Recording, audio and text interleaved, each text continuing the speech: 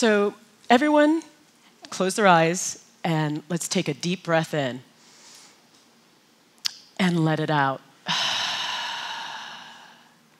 Let's take another deep breath in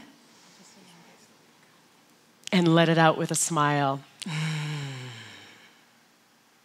Let's take another deep breath in and let it out with a laugh. Woo, I needed that. It's great to be here. And welcome to the gentlemen as well. When you look back on your life, do you see that there's emotional wounds that haven't been healed? Perhaps wounds that are still tender to the touch. Maybe you have a regret or two that you easily get triggered by. Does anyone relate to that? I know I definitely do. And so today we're going to be talking about how healing our emotional wounds is really the path to leadership, and thereby really us taking a stand to heal the world individually. Now today I'm going to be sharing two stories with you. One story of a 23-year-old woman who brilliantly displays feminine leadership, who took a stand in face of adversity. That's the first story. The second story I'm going to share with you is a woman who retreated instead of taking a stand. A woman who shrunk instead of being responsible. So first, I want to start with the first story, and it's actually been in the news quite frequently. On May 22nd, 2017, there was an explosion at the Ariana Grande concert in Manchester, England. 22 people died, many of them children. 2 weeks later, Ariana Grande put on a benefit concert to support the victims of that particular incident.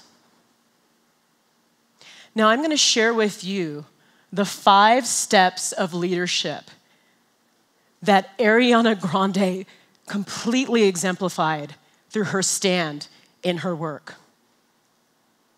Through this, she stepped up and, in my opinion, transcended being a musician that leads to be a leader that sings. Step 1 of the mastering leadership, step 1 is experiencing the experience. That is stepping into awareness. Stepping into awareness. So obviously, getting grounded, collecting your thoughts. What actually happened? And she did that. We didn't hear from her maybe the first 12 hours after the incident. She flew back to Florida to be with family and friends. It was a time to mourn and a time to experience the experience. Step 2 in mastering leadership is articulating the experience so others can understand. That really means sharing your thoughts, feelings, and physical sensations. She tweeted, "Broken. I am broken. I don't know what to say." Step number 3 is standing responsible. Standing responsible. You may not be responsible for the events, the incidents, the circumstances that happen, but you are 100% responsible for your response to that. She wrote a letter via Twitter, and she said, we get to choose how we respond. She said, we get to choose how we live our lives moving forward.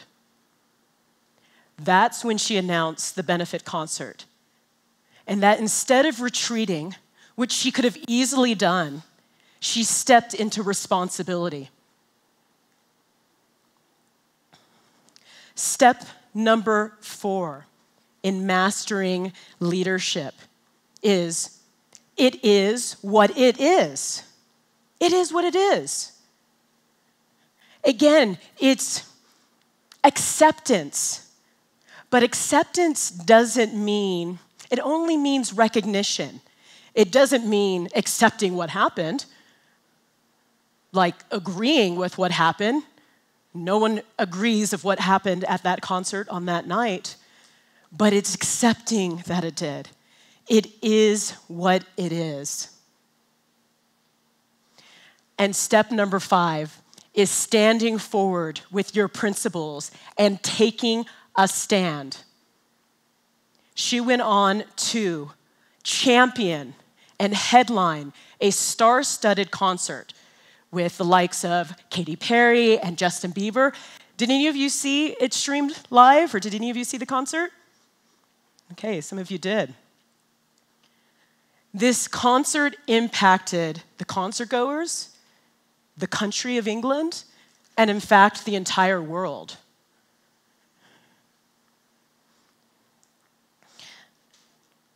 She handled it with so much grace, so much heart, so much beauty. She took a stand. It would have been easy for her to recoil, to retreat, to curl up in her bed. How many of us do that when something happens? When we can't handle what's going on, we retreat. She had that moment to experience the experience, but then she acknowledged what happened and she moved on.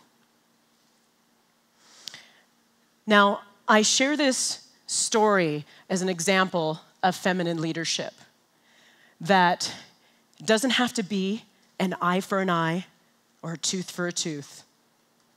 It gets to be standing forward powerfully. She is powerful, but with grace, forgiveness, and love. Now, that's my first story. The second story I want to share is one of a woman who decided to retreat in face of controversy. A woman who decided to take a shortcut to avoid confrontation and really avoid the stand that she could take in the world. And that woman is me. So let me give you a backstory. In 2007, I wrote a book. And that book is called Goal Digger, G-O-A-L, Digger, Lessons Learned from the Rich Men I Dated. Now, to give you a backstory, there was a lot of story that led up to writing that book. Part of that was being a single mother and having my heart broken. That the father of my child left both of us. Then I went on to say, okay, well, I guess I'll do both. I will bring home the bacon and I'll cook the bacon. I got this handled. That led to, obviously, a journey, dating a lot of men maybe that didn't want to commit, figuring out who I was as a mother, wanting to be home for my child. So I started my own business. I've been a business owner for 16 years now. And just figuring out who I was and what my message is. This led me to a variety of incidents that led me to really seeing, well, maybe I won't date for love, maybe I'll date and it'll be all business. Shutting down my heart and being extremely transactional, not only when it came to business, but when it came to men and when it came to relationships. And so as part of that process, I signed up for a millionaire matchmaking service. For those who heard me earlier today, I was watching the Dr. Phil show, and they were talking about gold diggers. That didn't resonate with me. But the woman in the front row who was talking to these women who were sharing that they only date men and marry men if they have money, she said, "You women have it all wrong. Successful and wealthy men want to be with women who are successful as well, who are smart, who are savvy. And I have an agency that introduces those men to those types of women." So I said, well, maybe this is it. Maybe this is the type of dating I should embark on. Let's make it all business. So I filled out all my information. I sent it in. And I don't know, do you guys know who maybe that woman was? Guess on the top of your head. Well, Patty Stanger, the millionaire maker. This was before she was the millionaire maker. This is 10 plus years now.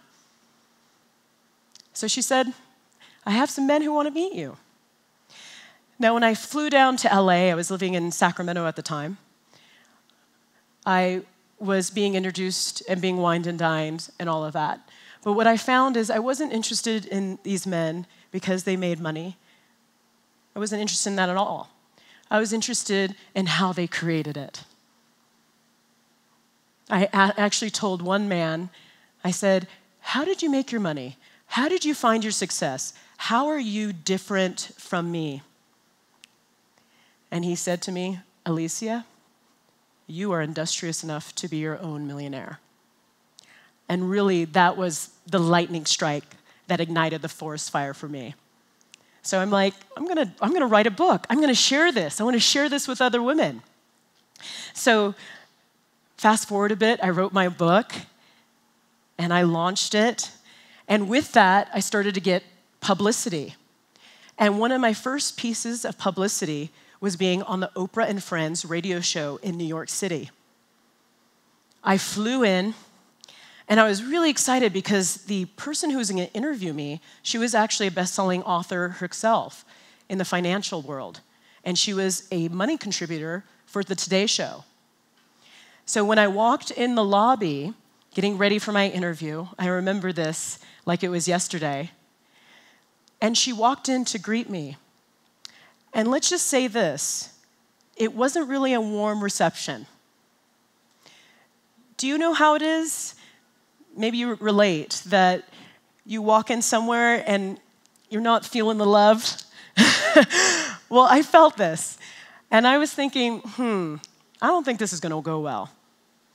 So I walked in and I sat down and she started interviewing me like any radio show. And she said, "What are some of the lessons you learned? And why did you write this book?" The next question she asked is something that took the interview on a total different trajectory. She said, "Alicia, did any of these men give you money?" And I said, "Yes." Being honest, I didn't know what else to say other than telling the truth. And she said to me, "You sound like a working girl to me." So just as there was an audible gasp in this room, that's what I was feeling sitting in that chair. I wanted to shrink and run. I never wanted anyone to perceive me or think of me in that way. Wow, the shame. It was like a cloak that darkened me.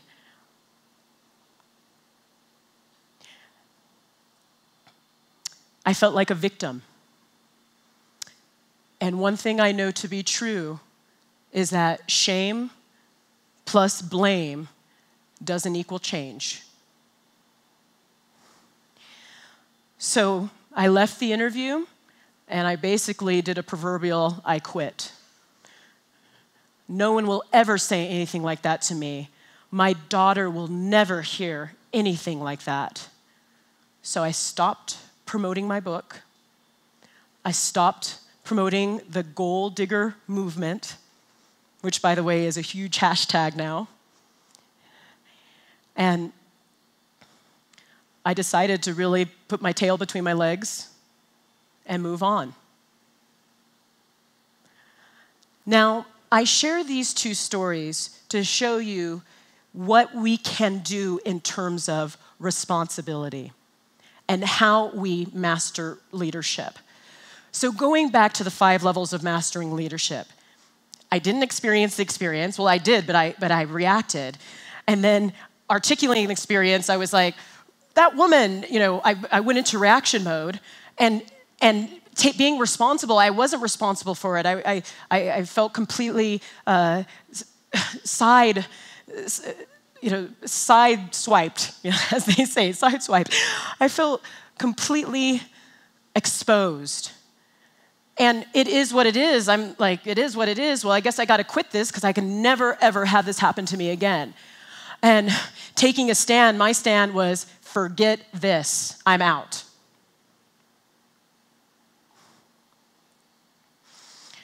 Well, it's interesting how life shows up and that there's always an opportunity for learning and growth. So just recently, I was sharing the same story I just shared with a group of students that I was teaching just this last January in Las Vegas. But I had a different point of view. I've had 10 years to heal. And really, I realized this, that woman didn't shut me down. I shut myself down. Let me repeat that. She didn't shut me down. I shut myself down. I'm 100% responsible.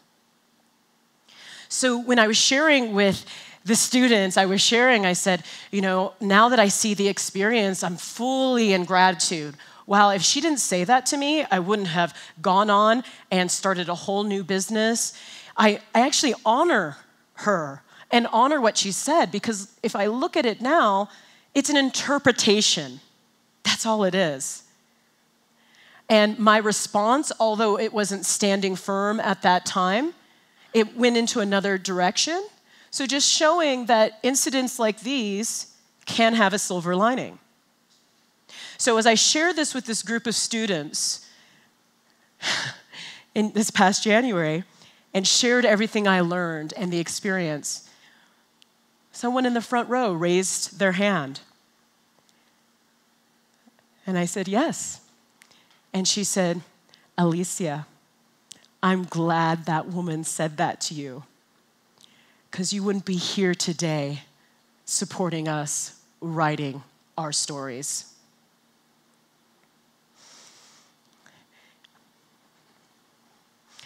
So with that, I want to ask where you are on your journey, because many of you raised your hands that you perhaps have emotional wounds that you want to heal. And maybe it feels like too much. Maybe you're not ready to tackle on that shame. Because I know one thing to be true is that storytelling is your way to overcome shame. Because when you tell your story, it's a way for someone to connect with you in your heart. It makes you real when you express your vulnerability. So it's okay. And also going back to Ariana Grande, she had a team rallying for her. She had support. But that's okay too, because we all have that. We just get to look around us.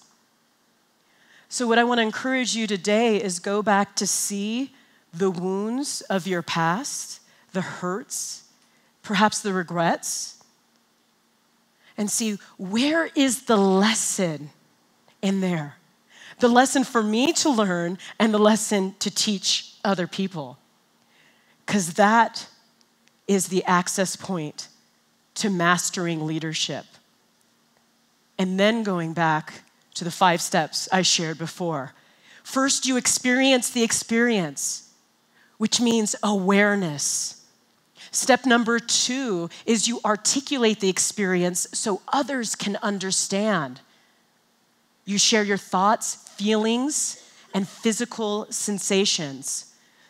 Number 3 is stand responsible. We are 100% responsible for our lives. We are source of transforming the world.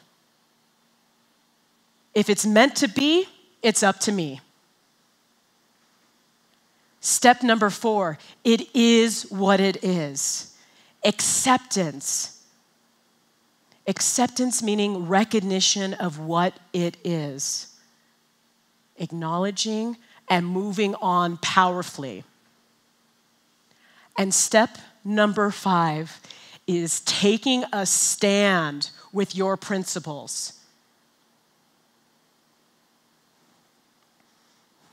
So, where are you guys on the journey? I'd love to know.